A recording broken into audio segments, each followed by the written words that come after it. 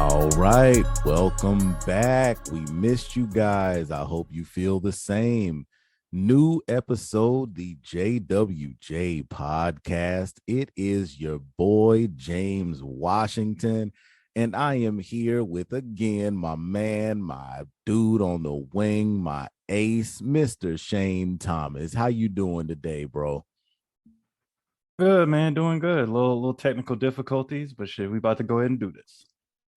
Look, that is a whole other rant in itself, man. Quick minute, we'll go ahead and get into it. I know you're having some issues. Let me discuss mine. Look, guys, we're using the same microphone with our laptop hookups, everything, and we are both having our respective issues.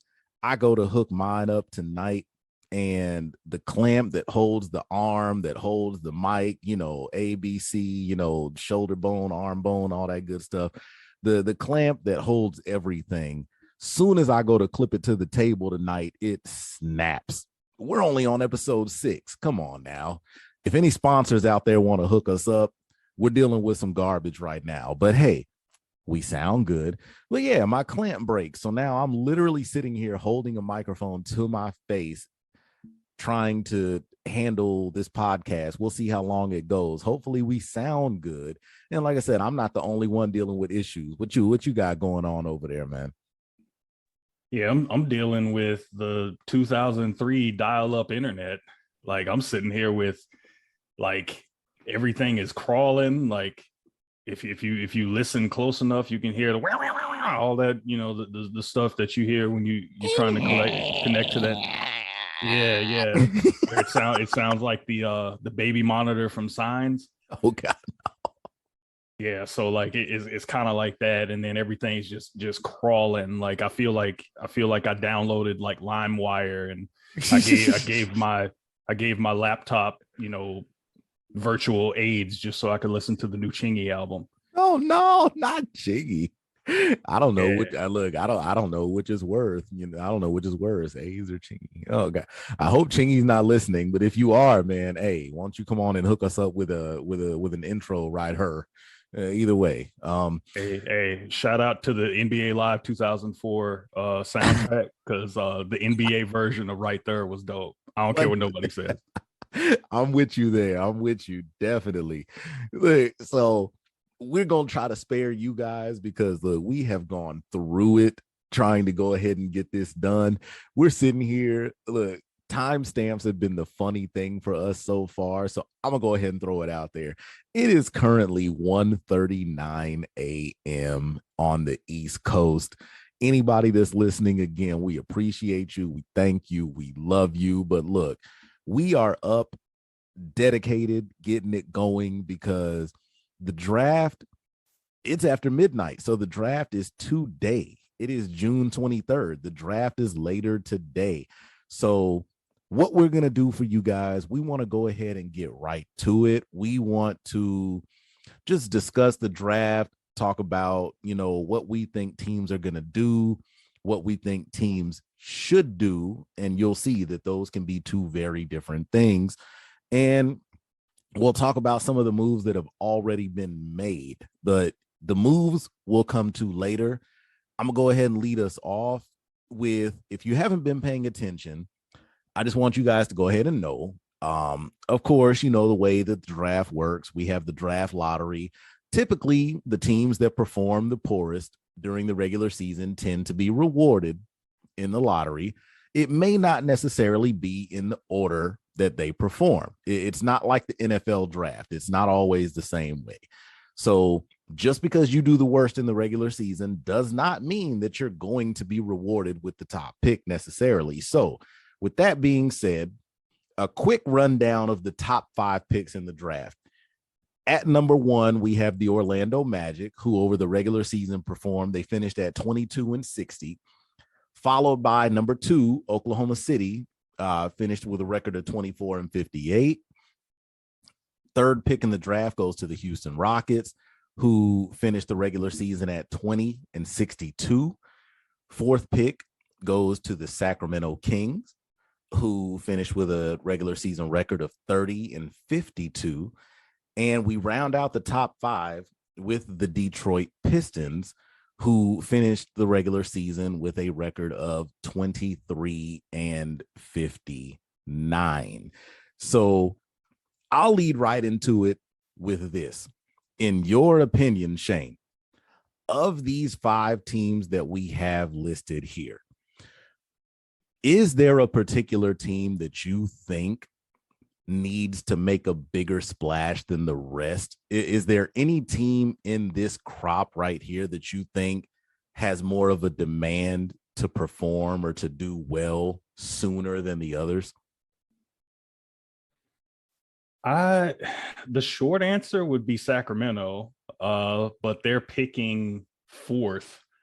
So I mean, they'll probably miss out on the biggest names, but they have to hit on that pick. They haven't done well in recent drafts with, having picks in the top 5. I mean, they passed on Luka Doncic in favor of Marvin Bagley, and Marvin Bagley's not even on the team anymore. So the Kings, I think they're under pressure. They have to hit here. If they don't, it's just going to be, more continued irrelevance that we've seen from them the last, 15, 16 years. But other than Sacramento, I think Orlando probably needs to hit as well.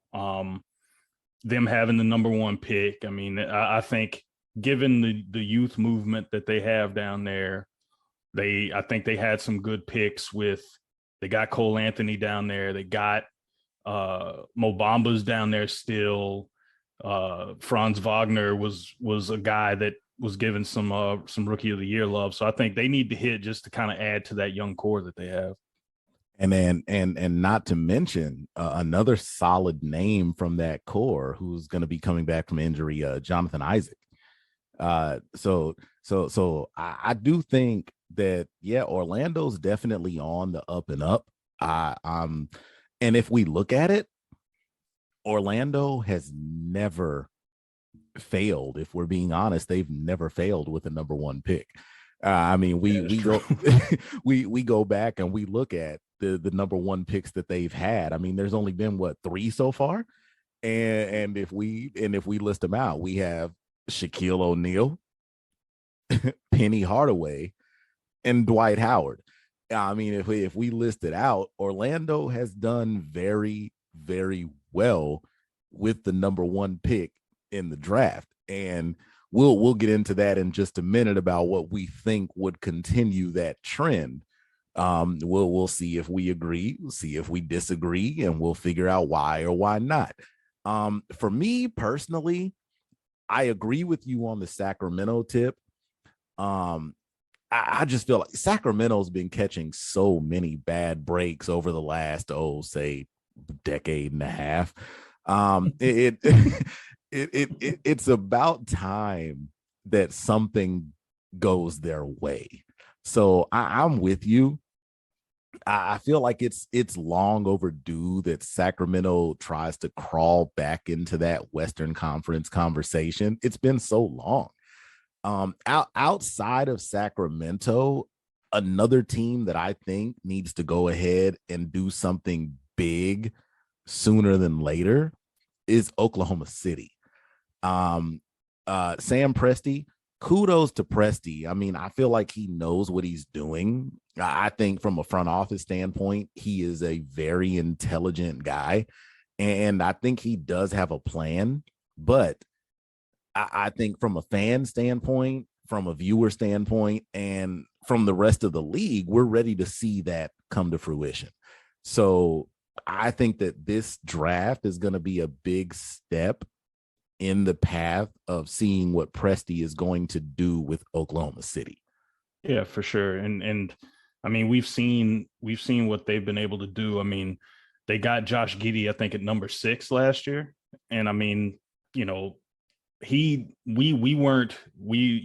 was way before we even, had the makings of the JWJ podcast. But I mean, we weren't fans of the Josh Giddey thing. If anything, I'll admit it, I thought Josh Giddey would be a bust.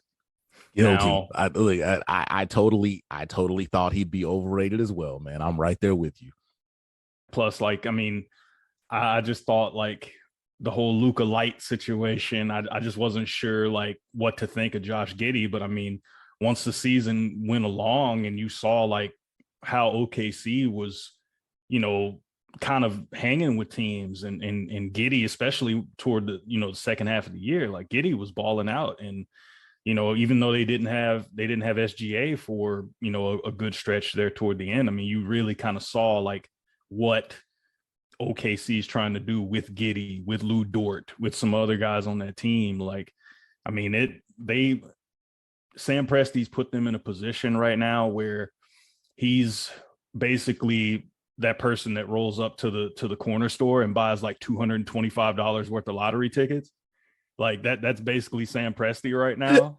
So he's actually like setting them up for them to hit big with all the picks they have. I think they have like every pick in next year's draft. And the year after. Probably the year after that too. It's right. I think, look, Oklahoma City has every NBA draft pick until the year 2029. Y'all book it, like, because that's the way Presti works. And I mean, like I said, again, what the big thing now is, what is he going to turn it into? So I mean, if we look at these top 5 picks in the draft, of course, all of them want to, I mean, if you're in the top 5, you're there for a reason. It's rare that you end up in the top 5 because you just lucked up on a trade. So if you're in the top 5, it's because you've been underperforming, you've been underachieving. So well, the cough. So all of these teams have something that they're shooting for. I mean, of course, all of them want to get back into playoff contention, get into title contention. So what is it going to take for each of them moving forward? Now, when it comes to most of them, I think that one of the big issues is we're dealing with carousels as far as coaching goes. I think that coaching is a big issue with these 5 teams, and that's something that we'll get into later as well. But I also think that each of these teams has major gaps that need to be filled in order for them to start seeing some sort of success. They've all been making some sort of move over the last few years, and whereas they maybe they thought the moves would help them, maybe they knew they wouldn't, and they just thought that they would clear some space to try to do something down the line. But either way, here we are, and now it's time to see later on tonight what decisions these teams are going to make to try to right the ship. And you know, just going right into that, I mean, we're talking about the top 5 here, and I mean, we have right now the guy who everybody thinks will be, you know, the consensus number 1 pick, Jabari Smith, the 6'10" power forward from Auburn. Then we have Gonzaga's Chet Holmgren, who's 7'1", plays both the 4 and the 5. You know, another freshman guy from Gonzaga. Paolo Banchero, another freshman from Duke. He plays the 4 and the 5 as well. And then we also have Jaden Ivey from Purdue, who's getting a lot of buzz as well.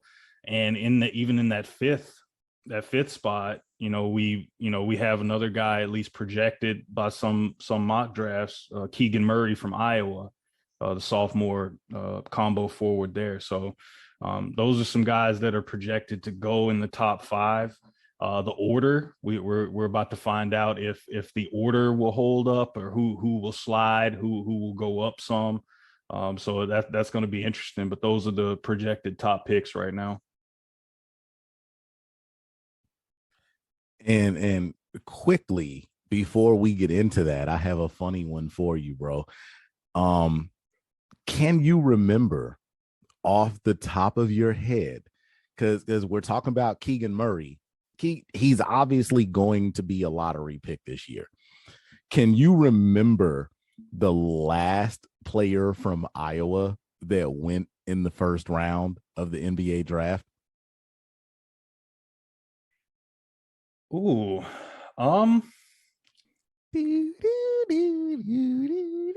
I'm gonna just throw out a random list. I'm a random guy. I'm gonna say Adam Haluska. That is an amazing guess because I'm willing to bet that most of our listeners have no idea what you're talking about. And I'm going to be the one to go on record and be like, sorry, man, that's incorrect. You ready for this? Nicely done.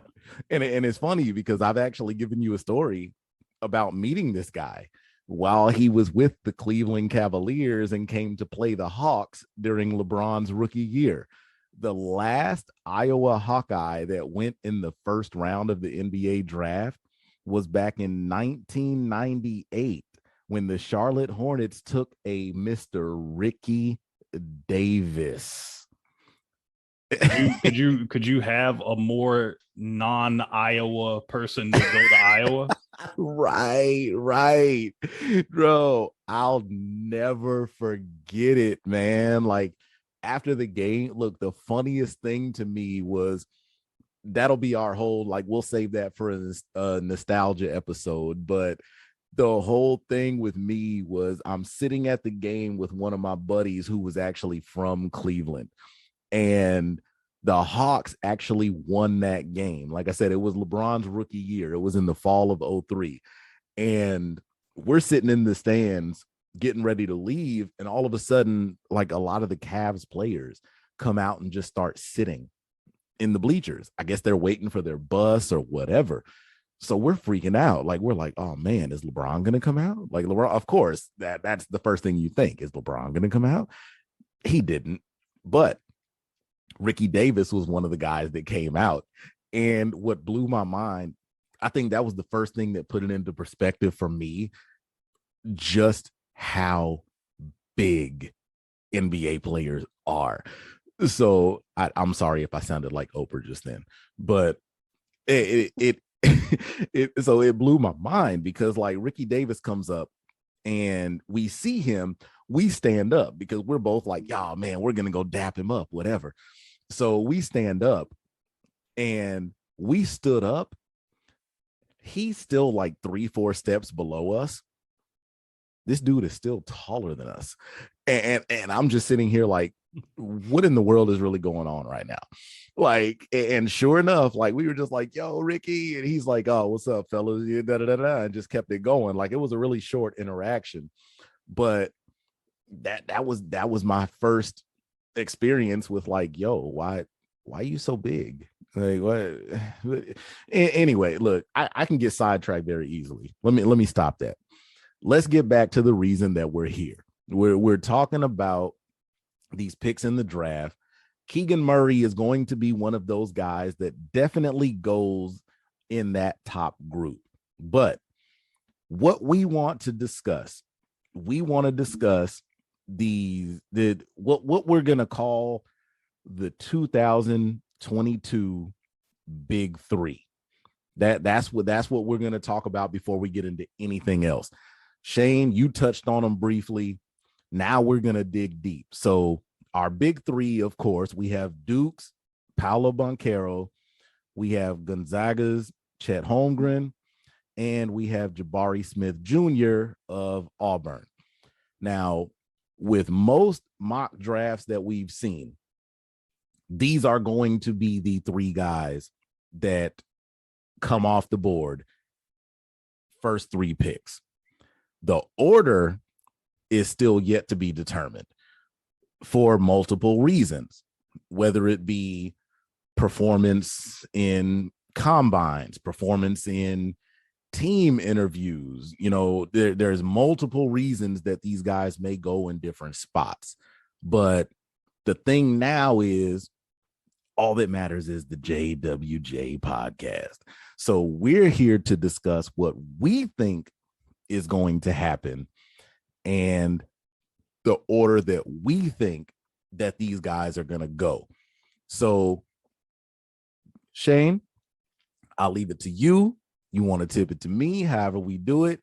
Maybe we can just go back and forth, bounce it off, but let's just go ahead and, wax poetics, and how do you see this playing out? What do you think is going to happen starting at 8 o'clock tonight? With the first pick in the 2022 NBA draft, the Orlando Magic select Jabari Smith from Auburn. I think that's the right move for them. Given the different, just given the personnel they have. Franz Wagner proved to be, a pretty high quality wing. A lot of talent that they've built down there.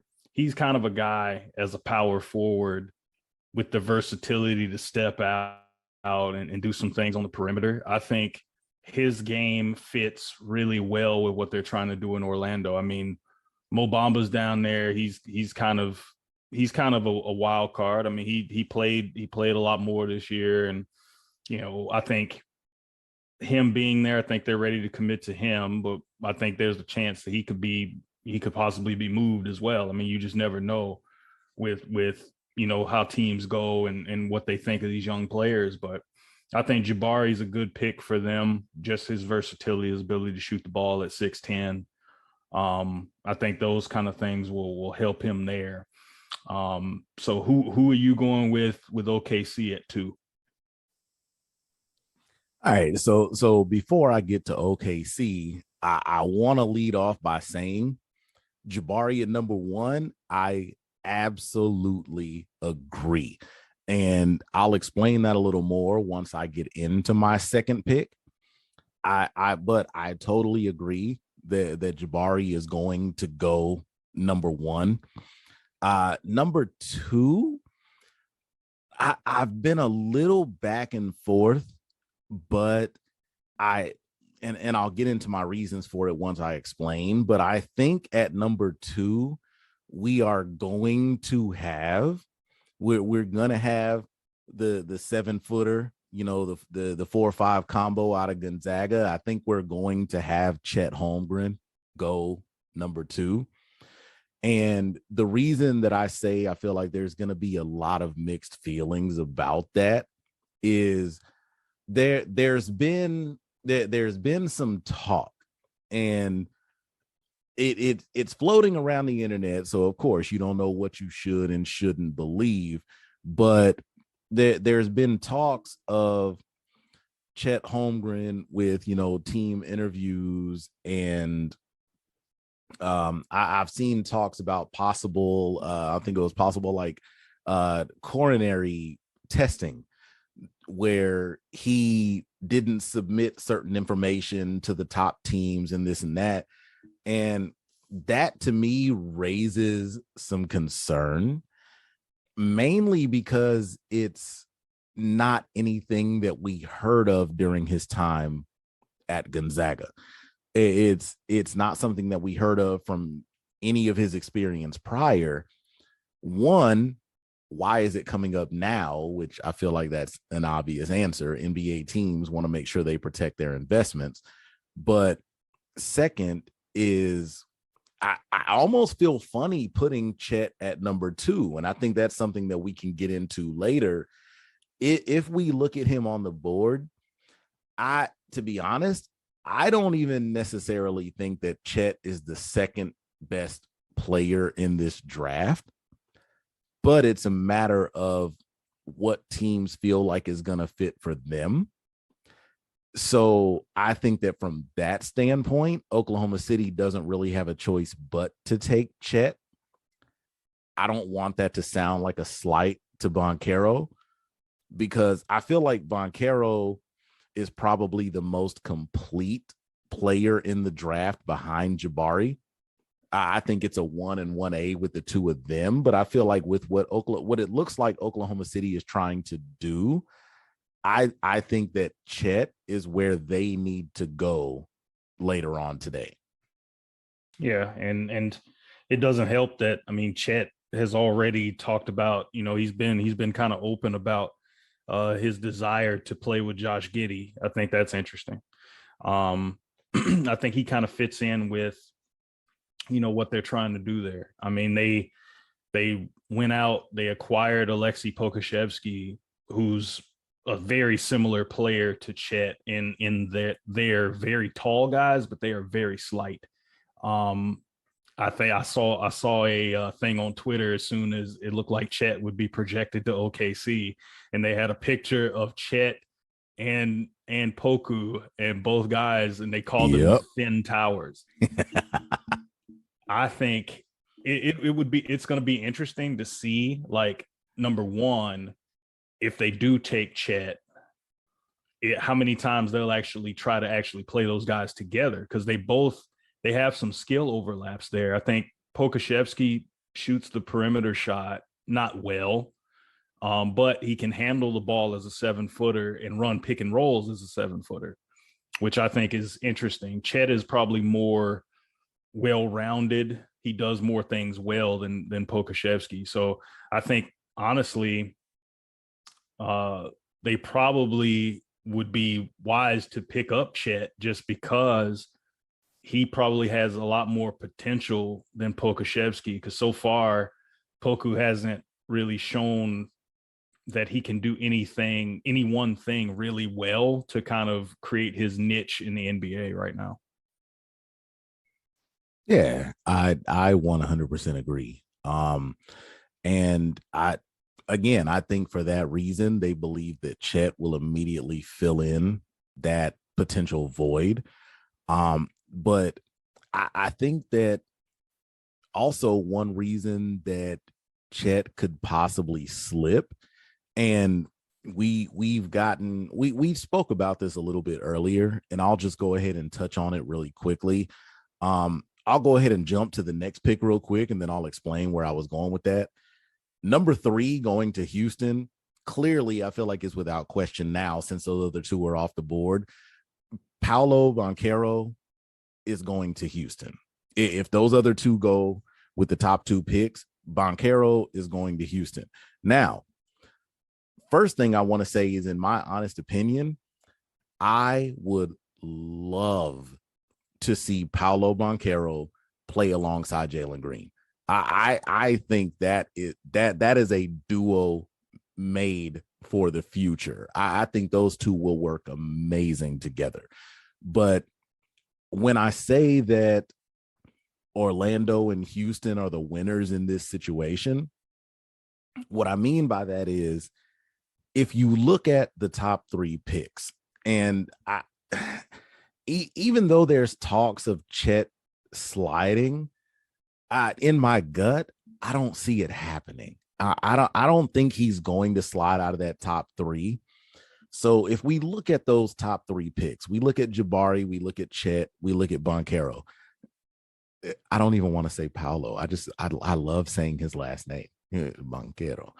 So if we look at those top 3 picks, they're all they're all of the same positions. They're all 4/5s. They're all bigger guys, 6'10" and up.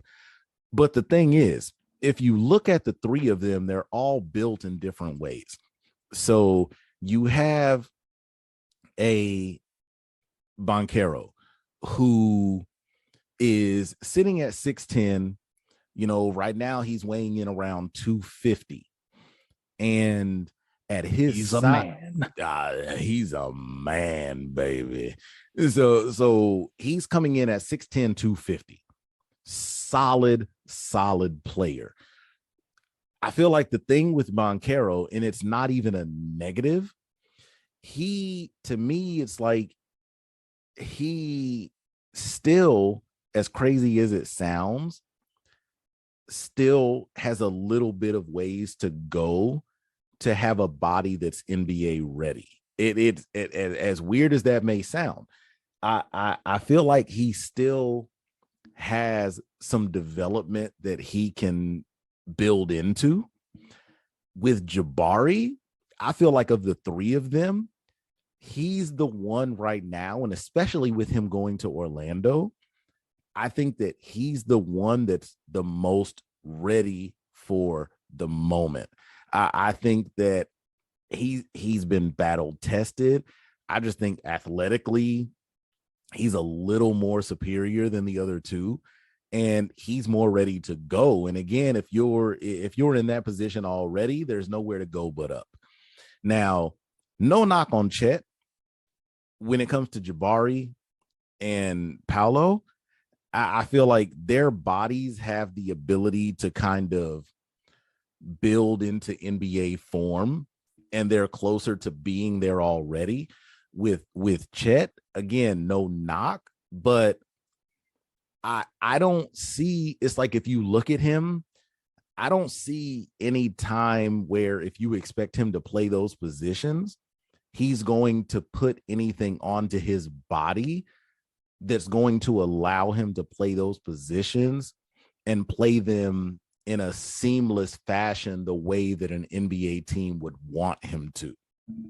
Yeah, and I think with Chet, man, early when we started to shift toward draft conversation, a name I heard thrown out with Chet, even though they're very different players, build wise, they're the same.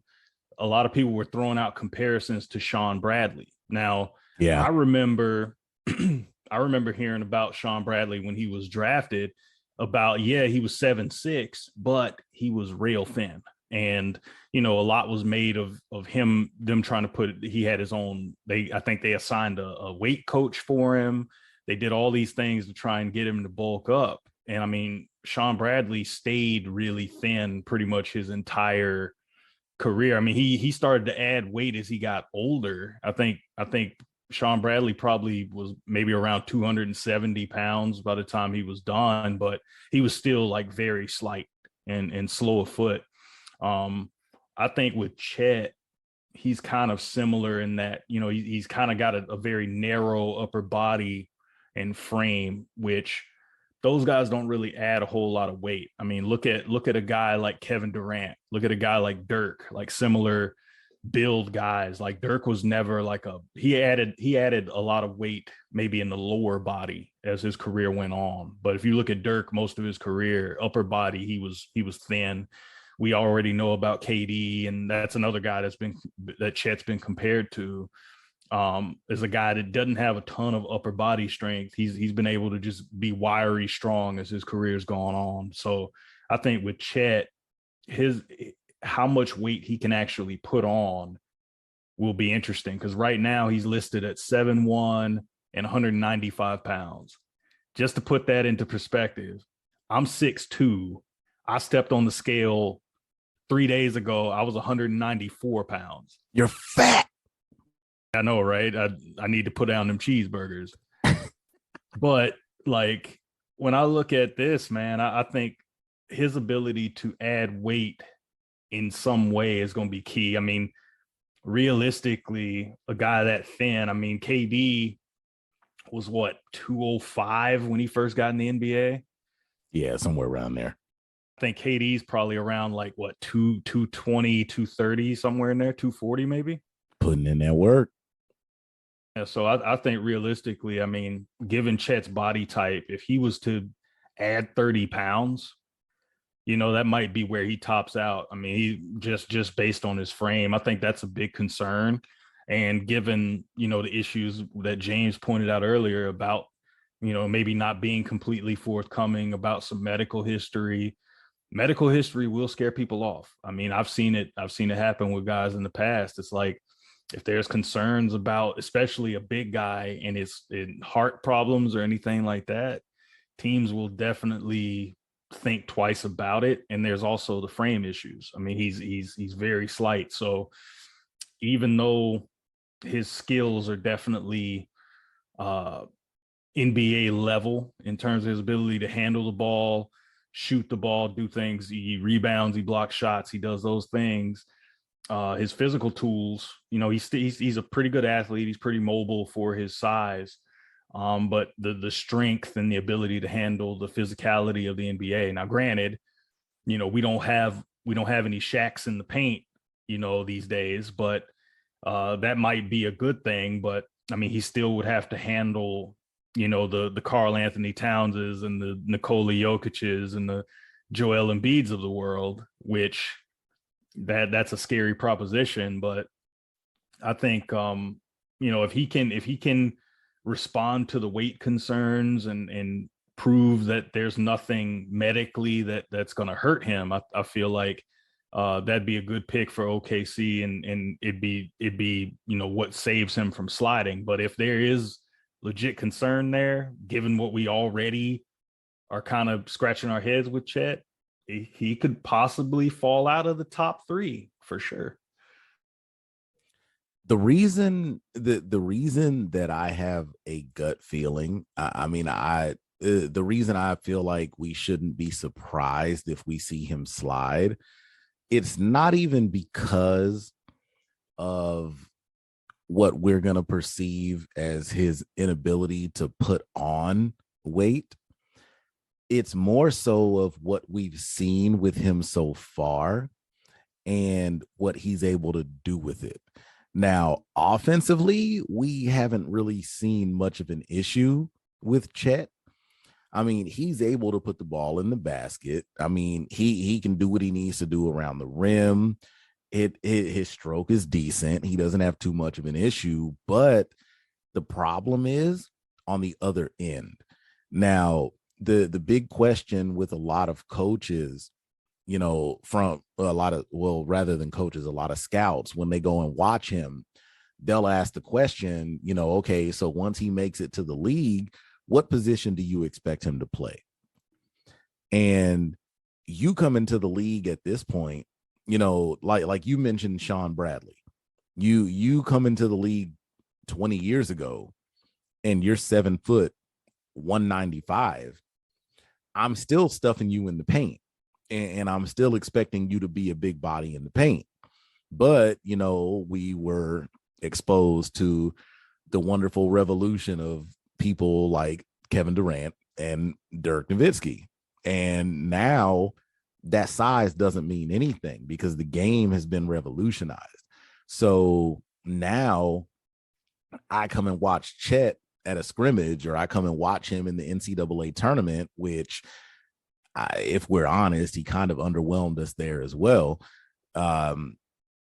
You come and watch him there, and we're like, okay, so what do you expect him to play in the pros?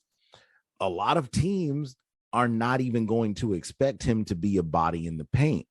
And where that turns into a problem is when it comes to a lot of collegiate players, you're not watching them to see what they can do offensively. You're watching them to see what they can do defensively.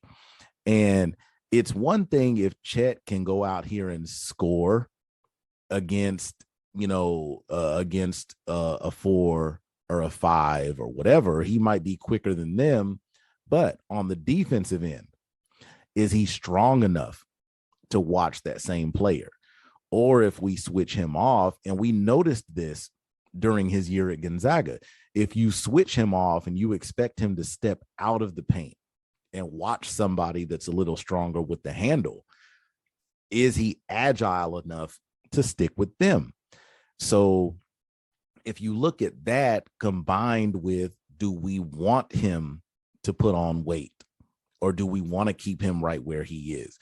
To me, it's just, I feel like there's too many question marks around Chet that could possibly keep him in that top bucket of lottery picks.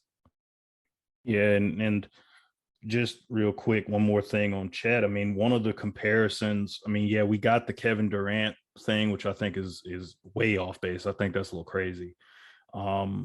But another one I saw was Kristaps Porzingis. Now KP was lighting the pants too coming into the league, but I mean he eventually put on weight. I think he was like he was in the like 220 range or somewhere in there.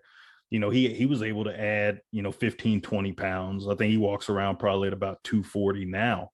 So I mean he had similar frames, similar skill sets. I mean, I think Chet has that ability to probably be one of those unicorns. Now, the thing that made Porzingis surprising in year one was the fact that he didn't have any fear, man. Like he was balling. Like he embraced playing in New York, even though they didn't embrace him. But that's another thing for a different day. But I mean, the way he endeared himself to New York was not only did he play with that kind of swag and that edge, but he blocked shots. He wasn't just a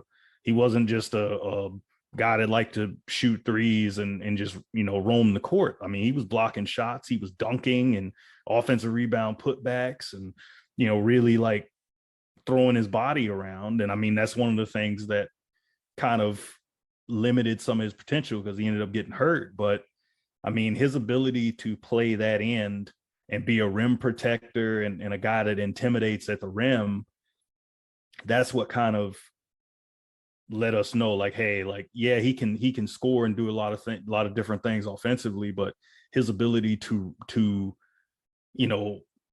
protect the rim and deter guys in the paint, that's what kind of made him special, because this everybody in the NBA can score. It's the guys that go out and defend and do the grunt work. Those guys combined with their offensive ability, that's what, especially at the big man positions, that can set them apart. I think Chet's ability to block shots will be interesting, but he's got to get stronger because at the NBA level, everybody's athletic, and more guys are strong in the paint as well. So he's gonna have to find a way to block shots when somebody's putting their shoulder on him. Like if Julius Randle is putting his shoulder down, one of the strongest players in the NBA, like, is Chet going to be able to hold his ground and be able to block that shot, or is he just going to get pushed underneath the rim and get dunked on? And that could possibly be something that falls right into Sam Presti's plan. The more you talk about it, the more I think about it.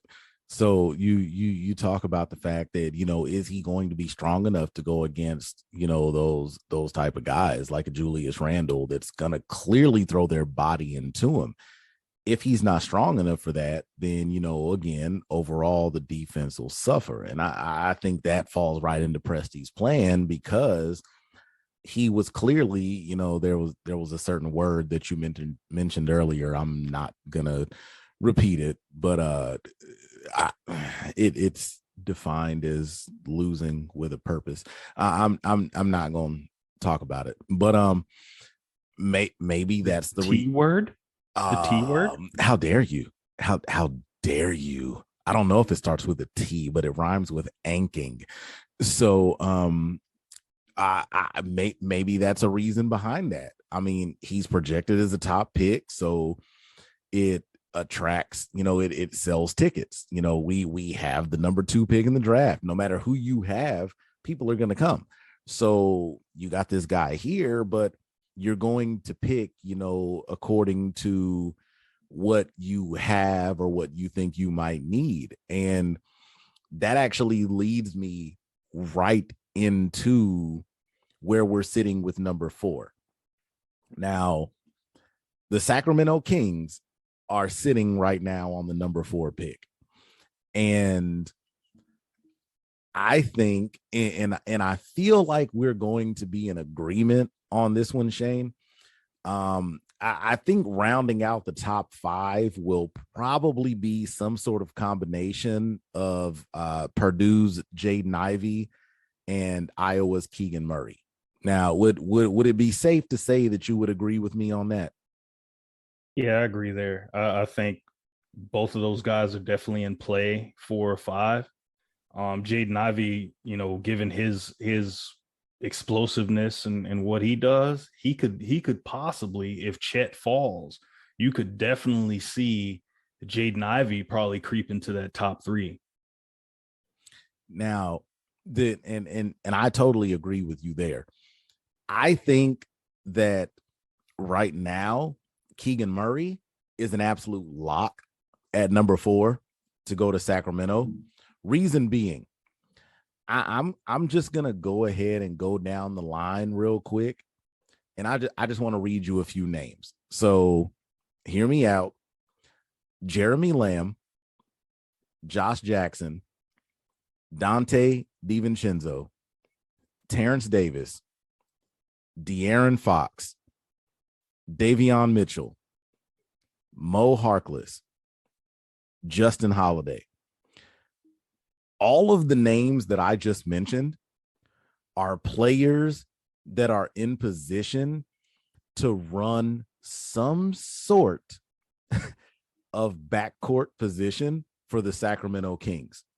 Now, if you are in Sacramento's front office at this point, it would be absolutely ridiculous, incomprehensible. Let me stop before I start sounding like Stephen A. Smith. It wouldn't make any sense for you to go out of your way to continue drafting small guards. It doesn't make sense. You need to boost your team up. The big men that you have, a good number of them are older guys that you're probably going to work on shipping out over the next year or two anyway. So you need to start replacing what you're probably going to look to get rid of. And I feel like if you're going to do that, the time to do it is right now. And I think that a forward, a swing man like Keegan Murray, dude is listed as 6'8", 225, 230. I think that right now is the time that you need to go ahead and get that ball rolling. He's the guy that you need to bring in. And I think alongside somebody like a De'Aaron Fox, watch out. Yeah. So like with Keegan Murray, I mean, the Kings are in a position right now, I think, where they need to understand like the mistakes they've made in the draft. I mean, obviously the 2018 draft, they could have drafted Luka Doncic. The pick was right there for them. Everything made sense for them to get Luka Doncic. Like they had Vlade Divac was there. Like they had all these things working for them to draft Luka, and then they went with someone else. I think here Keegan Murray is probably the best value in the draft, one of the best values in the draft, but Jaden Ivey is pretty darn good. And I think they need to like either go with Jaden Ivey as a guy that can be that extra scorer to pair with De'Aaron Fox, because I don't think Davion Mitchell necessarily is that guy.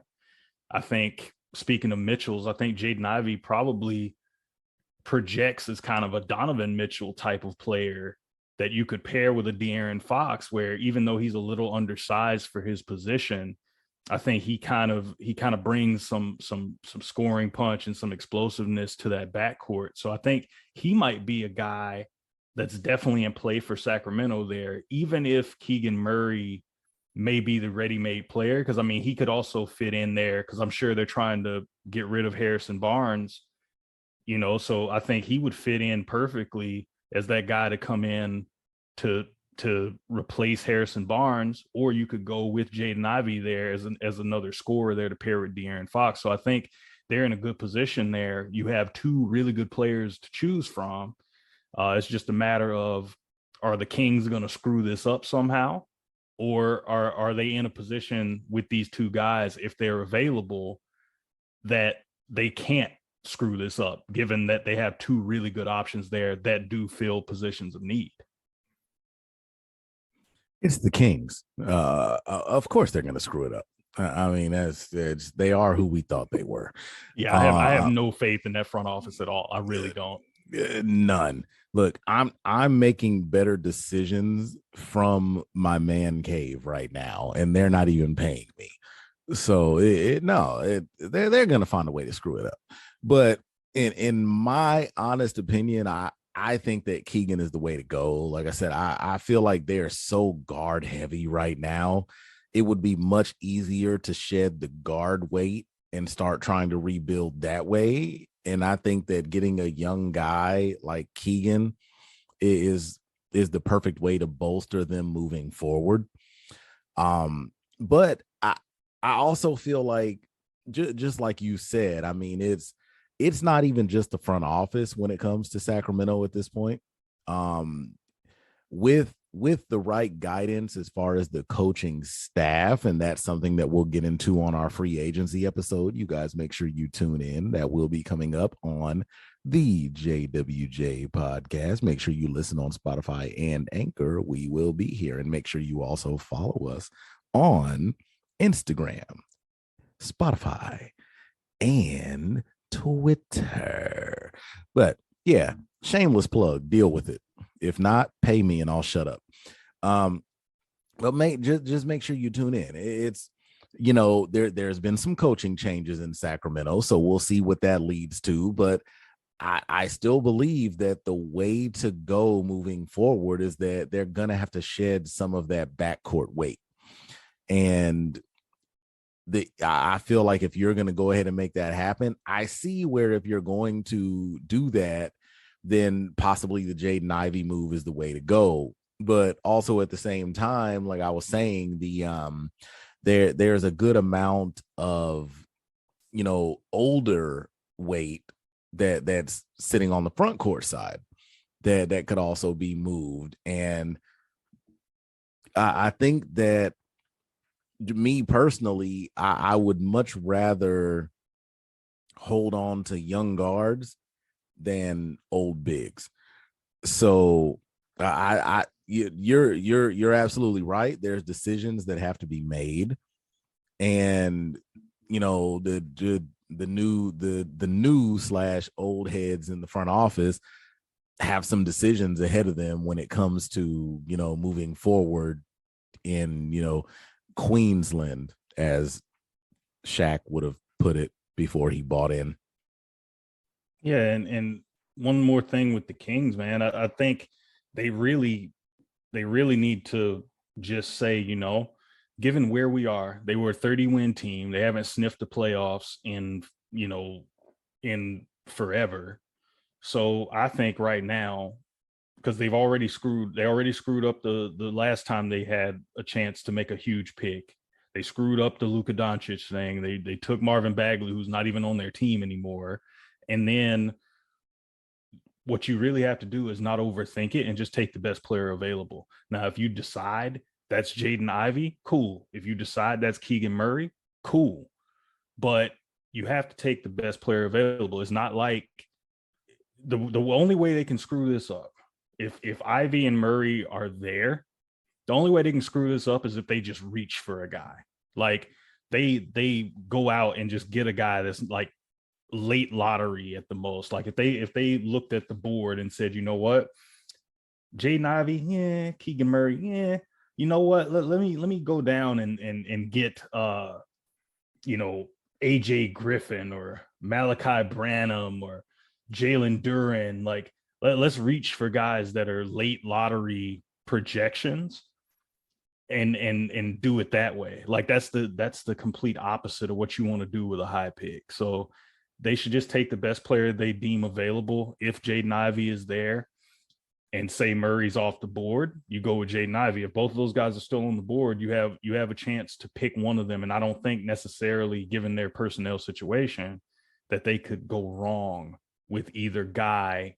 They just have to make sure that, you know, whoever is the guy they pick, they have to deem like that's the best player available. They can't afford to just continue to botch the draft the way they have the last few years.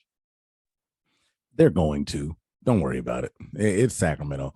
I don't have any faith in Sacramento until they give me a reason to. And I'm a Laker guy. You know, we don't have a pick in the first round, and Sacramento's known for screwing it up. So I don't have any faith in them, and quite personally, I don't want to. But next thing up, quick question for you. You brought up some pretty solid names in there, including, you know, an AJ Griffin, the Malachi Branham. Now, off the top of your head, or based off the research that you've done, bro, is there a certain player, or are there any particular guys that you believe we should be paying attention to that could possibly go higher than they're projected right now? Are there any sort of surprises or unexpected names that we should be looking for earlier than their predicted draft stock? Yeah, so one guy I've been reading some things about one guy who I like, in this draft is Shaden Sharp. He's a guy. I think he was projected. I think he was the number one high school player in the country at one point, and he's a guy that's kind of rising up people's boards. Right now, he's projected from the mock draft I saw, NBADraft.net. He's projected to go to the Pelicans at number 8. If anybody's about to, you know, make that jump, I think he's a candidate. I think another guy that could go higher. We already mentioned Jaden Ivey. I feel like he's a guy that could creep into that top 3 if Chet Holmgren falls, as I mentioned earlier. But I like Shaden Sharp a lot. Another guy, Benedict Mathurin from Arizona. He's another guy. Obviously, wings are the thing, and he's another guy that could probably creep up into the top 5. Both of those guys I really like, especially Shaden Sharp. I think with him climbing up the board the way he is, a lot of people are thinking yeah, he could be taken at 8, but he's another guy that could probably creep into the top 5 depending on what happens with certain guys at the top and who's available. I'm with you. I'm with you. Now, a name that, and I know we talked about him previously. We talked about him quite a bit, but one that I feel like needs to be mentioned, and this is my surprise for the draft. Right now, according to the same site, according to NBA Draft, he's projected to go with the 14th pick to Cleveland. I feel like we need to show some love because we're talking about one of the most recent NCAA champions out of Kansas, the tournament's most outstanding player, Big 12 Player of the Year, Mr. Ochai Agbaji. I think that's another name that's going to come off the board. I honestly feel like he's going to come off much earlier than 14th. I think that there are plenty of teams that could use a guard of his stature. I mean, 6'5", 215, 220. I mean, that's pretty typical for what you would expect for a rookie coming in at his position. And he's already shown throughout the tournament what he can do. So I think that Agbaji is another player that could creep up and surprise some people. Yeah, for sure. And I mean, just kind of piggybacking off that, there's a lot of value, I think, later in the first round as well. One intriguing name for me, mainly because when I always look at the draft, I always want to know like who are the international guys that you look at and say, okay, these are guys that maybe no one's heard of yet, but these are guys that can be factors. I mean, right now, I mean, you have Usman Jang, who kind of projects as kind of a Nicholas Batum, Kyle Anderson kind of guy. Um, those type of guys are in demand, especially a guy that compares to those dudes that are similar in size, 6'8", 6'9", that can do a lot of different things. Defensively, they're switchable, that kind of stuff. I think Usman Jang is I think he probably rates as one of the top international players in the draft. But another guy who's very intriguing to me is Nikola Jovic from Serbia. Now he's a guy who he projects kind of as a Hito Turkoglu type of guy, a guy that even though he's taller than Hito, I mean, I think he's 6'11", but he kind of projects as a point forward type of potential.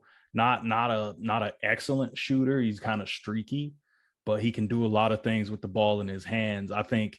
And a wingman, Yeah, a exactly. wingman. I feel that's huge.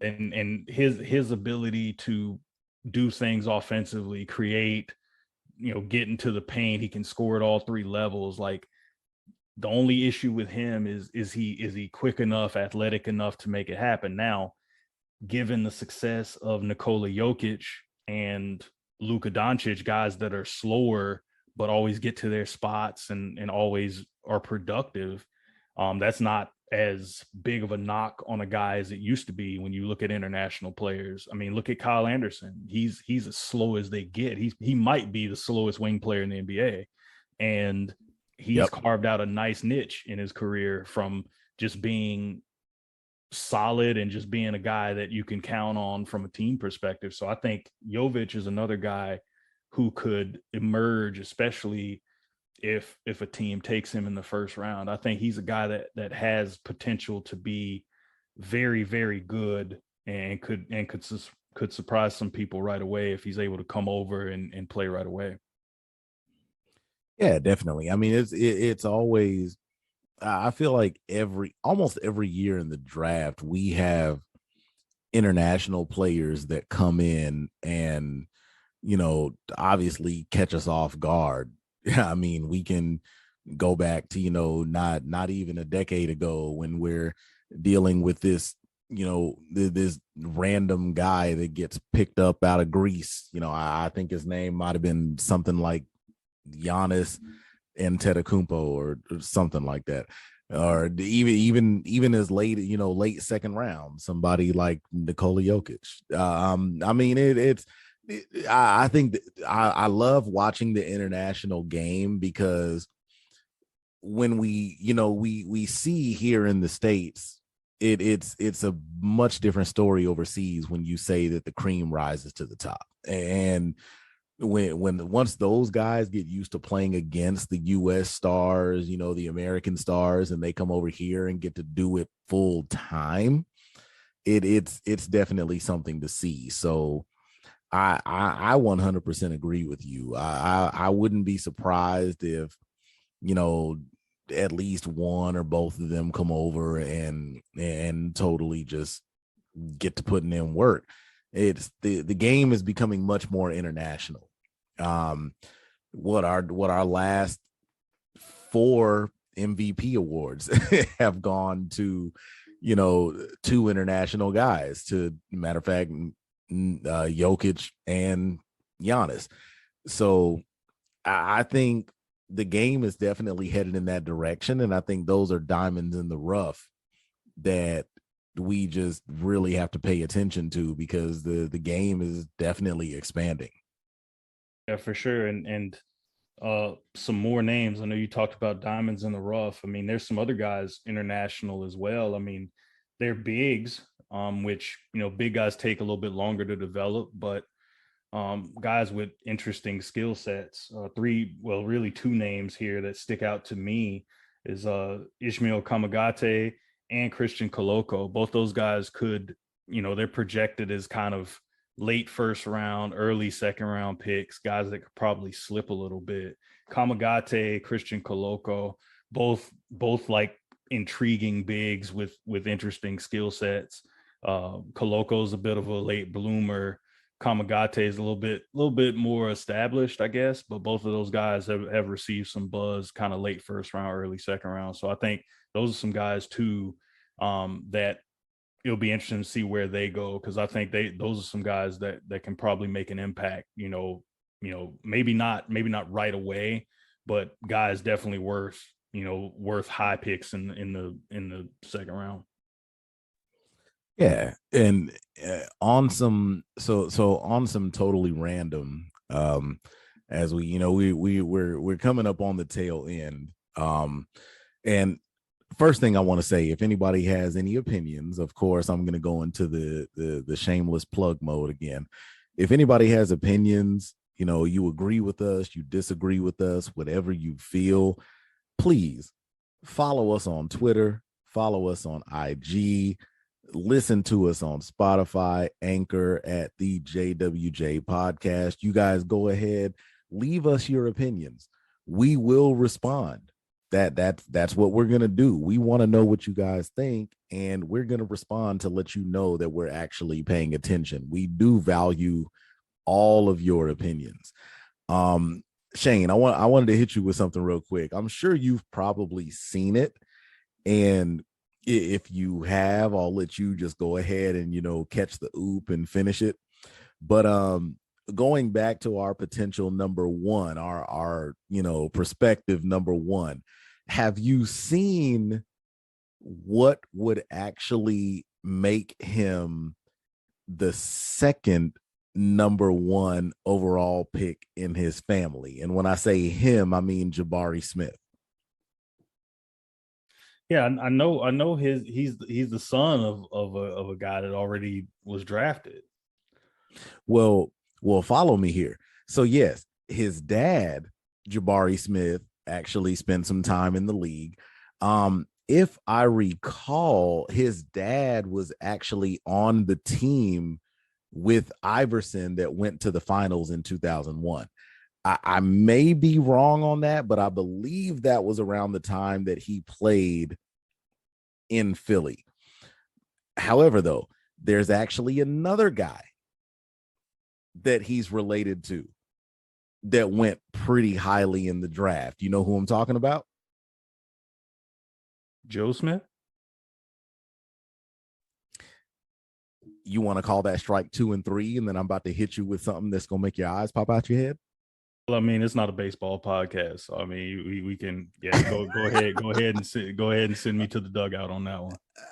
All right. So what we'll do is we'll just say that you missed the second free throw on purpose. That's what we'll call that. That's what we'll call that one. But check this out. So listening to NBA radio on the way home from work today, I found out a very interesting tidbit of information. Jabari Smith Jr., at this point, I'm going to say the expected number one pick in the draft in, a few hours later today. His father, Jabari Smith Sr., of course, Jabari Smith Sr.'s first cousin is a former number one pick in the NBA draft out of Glenn Academy. His first cousin is Kwame Brown. Oh no, they got to pass on the pick now. Oh no. Oh no. Yeah. That I don't know if that's good or bad. They might have to pass on that. I don't even know now. No, but on the look, on the bright side, they look, for what it's worth, they at least have a sample size for Jabari Jr. They at least have a sample size. They didn't have a sample size with Kwame because he went prep to pro. So, I mean, hopefully we'll deal with something a little better there. That's a nice tidbit. Now, I mean, now granted, we might get some like Twitter love if Kwame hears this and decides to cuss us out publicly. I mean, that's nice. I'm with it. Hey, Kwame, that's cool. Just remember, Kwame, go back and listen to all of our previous episodes and you will hear clearly, I've always been a Laker fan. I loved you. I wanted you to do better because I loved you. Okay. That was why. So don't come hating on me. I loved you, bro. Shout out to Glenn Academy and the Red Terrors. Shout out to them. For real. Look, hey, again, Kwame, don't throw no salt our way, man. Don't throw no shade our way because look, we're both South Georgia boys. We ain't got nothing against y'all, but we're from Valdosta. I mean, don't hate us. We're from a city that's used to winning. So anyway, guys, we're going to go ahead and wrap this up. We've been talking to y'all for a hot minute. What we want y'all to do, number one, we want y'all to make sure that y'all watch the draft tonight. Let us know where we stacked up. Let us know what they say that we already said, because that's what we do. We're trying to give y'all a heads up to the obvious. Next thing we need y'all to do is we need y'all to go listen on Spotify, on Anchor. We need y'all to follow us on Instagram, on Twitter. Make sure you follow the JWJ podcast. Who knows what we're going to talk about next? Possible ideas. We're going to jump into possibly free agency, talk about summer league coming up. Schedule just got released.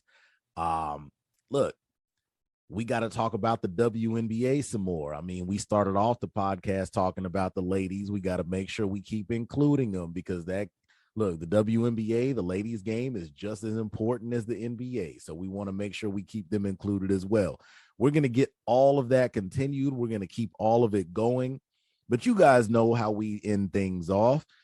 We want to sincerely thank you for every single second that you have spent listening to us. If you are here at this point, again, we appreciate you. We love you. Thank you so much for all the time that you have given us. You didn't have to sit here listening to us, but you did. You made that choice and we appreciate you. Every single listen makes us feel that much better and lets us know that we are doing something worthwhile. So from the bottom of my heart, I appreciate you. Thank you so much. My dude, Shane, I'm going to lob it. Go ahead and get us out of here. You made it this far. Thank you for making us a part of your day. And thank you so much for listening to JWJ.